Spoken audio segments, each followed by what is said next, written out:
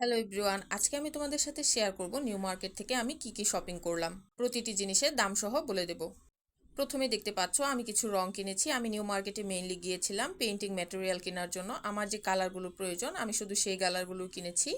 এখানে paper colour রয়েছে 4টি এবং 2টি রয়েছে ফেব্রিক কালার এবং একটি রয়েছে এনকে। প্রতিটি কালারের দাম নিয়েছে 25 টাকা করে। তারপর এই কালার ট্রেটি কিনেছি মাত্র 100 টাকা দিয়ে। তারপর কিনেছি এক সেট ব্রাশ। ব্রাশ সেটটির দাম নিয়েছে 230 টাকা। তারপর এই ছোট্ট কিউট ক্যানভাসটি কিনেছি মাত্র 100 টাকা দিয়ে।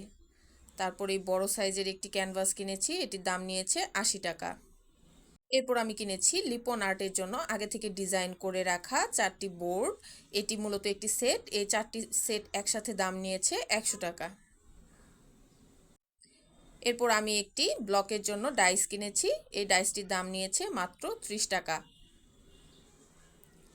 এরপরে আমি কিছু ক্লিপ এবং সেফটি পিন কিনেছি। আমি মূলত সুপার ক্লে দিয়ে ক্লিপ এবং হিজাব পিন কিভাবে বানাই সেগুলো তোমাদের সাথে শেয়ার করব।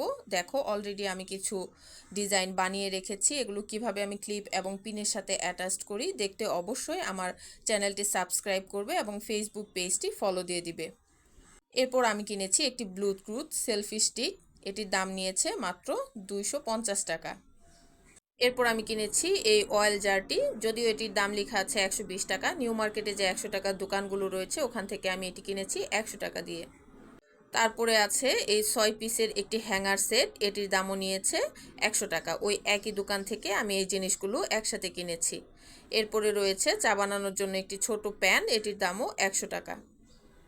এরপর লাস্টে যে জিনিসটি কিনেছি সেটি হচ্ছে সুন্দর একটি ওয়াল ম্যাট। এটি আমি কিনেছি মূলত আমার পড়ার টেবিলের উপর গাছগুলোর সাথে রাখার জন্য। আল্লাহ হাফেজ।